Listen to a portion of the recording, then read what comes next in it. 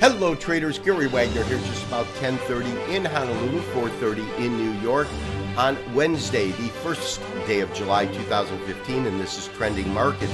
We do have the euro dollar now moving lower again. We have had some extreme volatility in the market, but it is currently trading on the day off about 90 points, 90 plus points, but most importantly, it's below 111, currently trading at 110.48, 110.49. The low on the day has been 110.42, so we're trading just off of these lows with a high of 111.71 on the day. We talked about the fact the other day that in terms of a straight candlestick pattern, what I was looking at was a simple 2-day pattern, which is called a dark cloud cover. You can see that right in here. Typically on a dark cloud cover, though, what you do want to see is it comes in after a defined uptrend in the market, and then you get your dark cloud cover and you get it really right at that pivot point or right at the top of a market. That's really not what we're looking at in this case.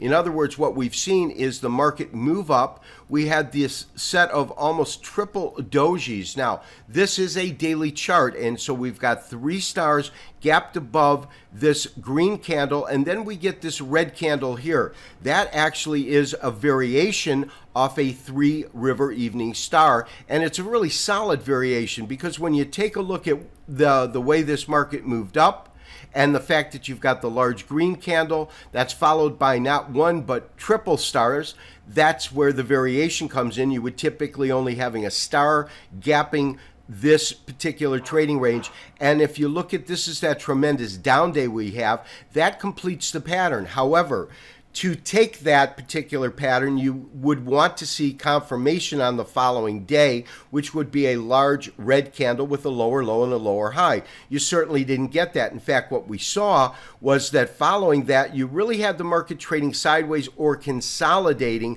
until yesterday's trade activity, because you had that large up day, which really sent people for a loop in terms of what fundamentally was happening in the market compared to what we were seeing in terms of price action. But that was short-lived at best. Yesterday we identified this dark cloud cover, and then today this is our confirming candle as we see the euro dollar moving roughly 100 points lower on the day.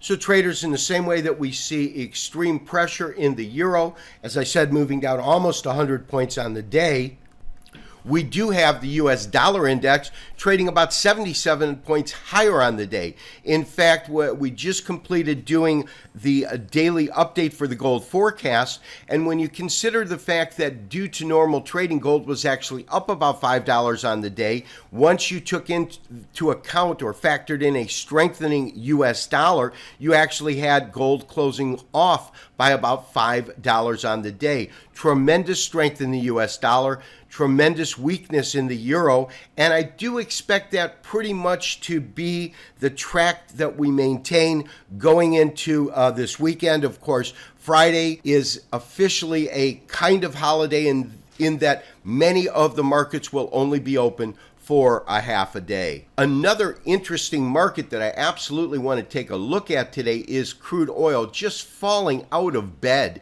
As we can see, not only is it below $60 a barrel, and that's kind of been my benchmark. And when we looked at our daily chart, we really had that stagnant activity right around that area, and even on a weekly chart. But we are currently off about $2.50, trading just below $57. First of all, with the technical studies that we're looking at, we don't have our cross yet here. If we look at our stochastics, you can see they're at 78. Typically, you want to see them moving at 80 and above and then crossing.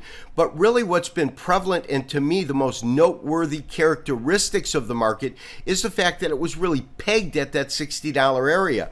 And as I mentioned earlier this week, the one thing that I really believe we were witnessing is as this market came down, we hit this double bottom here at around 40, and we've definitely corrected back up, but we had a real consolidation in the market. But this consolidation has taken place in terms of a time parameter to be much longer than we'll typically see in any market, because you're looking at almost a 2-month period of time where it was just wavering typically above or a little bit below $60. But you can absolutely see that the market has broken below that and is now broken to the downside. That's on a weekly chart, because when we look at a daily chart, you can see that our MACD has really crossed and is now moving on to the sell side. And what that indicates to me is really the potential for the crude oil market to begin to drift lower in terms of pricing, maybe moving back to $45 per barrel. So that's a trade we definitely want to look at next week. Interesting recovery in the equities markets. Of course, Dow Jones Industrial Average closing up about 138 points. China closing dramatically higher on the day. And in fact, when you look at China's trading activity over the last 10 trading days, we have had a minimum move of at least 1% per day. That's been quite a volatile market, but we also see European markets showing some resilience and moving back to the upside.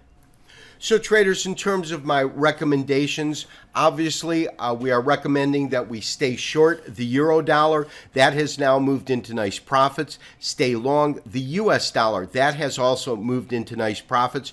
I will consider and will send out a special trade alert and begin to adjust our stops in both markets to lock in some of the profits that we have and see how this market unfolds in terms of the currencies as we move closer and closer to July 5th, which is when the Greek citizens will actually vote on a referendum. This has been Gary Wagner, wishing you as always good trading. We'll talk to you tomorrow for another daily update review. Bye-bye.